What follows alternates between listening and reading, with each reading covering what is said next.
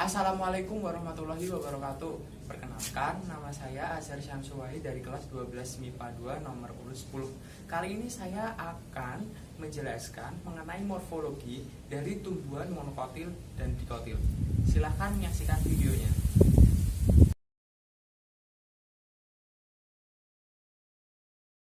Xanthoroseae atau lidah buaya dengan sebutan nama aloe vera.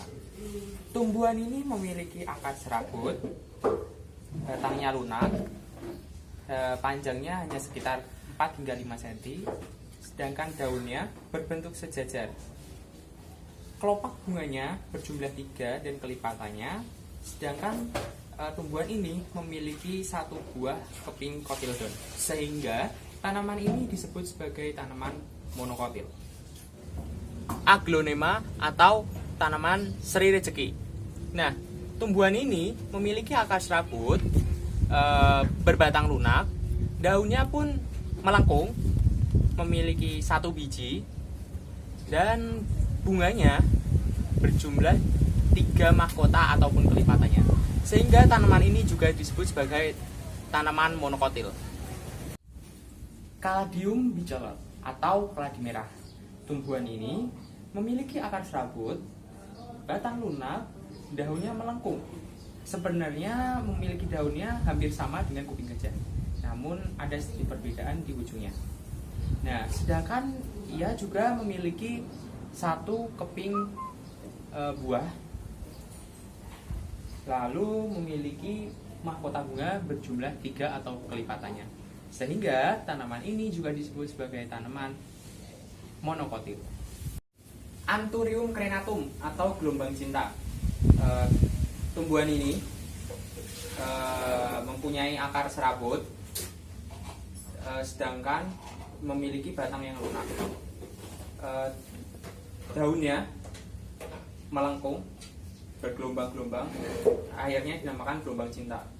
Sedangkan saat dia dewasa akan mengeluarkan bunga yang kelopak buahnya berjumlah 3 dan kelipatannya, dan juga memiliki satu kotyledon keping biji. Nah, oleh karena itu tanaman ini disebut sebagai tanaman monokotil. Anthurium scott atau kuping gajah. Tanaman ini memiliki akar serabut, batangnya lunak, daunnya juga melengkung. Nah, yang menyebabkan seperti gajah karena memiliki ukuran yang pelengkungan yang cukup besar. Sedangkan tanaman ini memiliki keping biji berjumlah 1 dan kelopak mahkotanya berjumlah 3 atau kelipatannya. Oleh sebab itu tanaman ini juga disebut sebagai tanaman monokotil. Citrus hystrix atau jeruk purut. Buah dan daunnya aromanya sedap, bisa digunakan sebagai pengharum masakan. Sedangkan pohon ini sendiri memiliki akar tunggang, batangnya berkambium, daunnya menyirip, di dalam buahnya mengandung biji yang berkeping 2, sedangkan mahkota bunganya berjumlah 2, 4, ataupun 5. Sehingga tanaman ini disebut tanaman dikotil.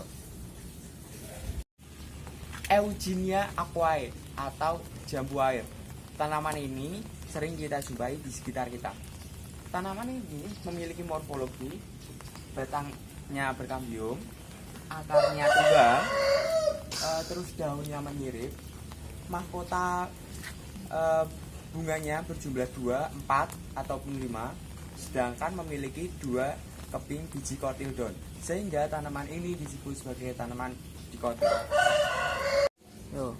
Psidium buah Java atau jambu biji. Tumbuhan ini seringkali kita jumpakan di tempat-tempat liar juga, karena buahnya emang enak kalau dimakan.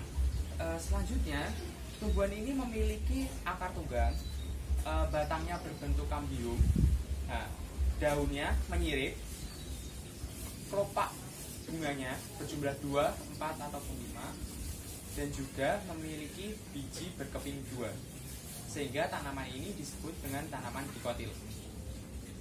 Nah, pohon ini diberi nama Terminalia catapa atau pohon ketapang.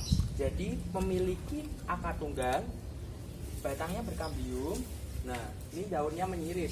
Namun ini masih muda, jadi belum memiliki buah. Sedangkan dia memiliki keping biji berjumlah 2 dan bunganya 2, 4 ataupun 5 kelopak.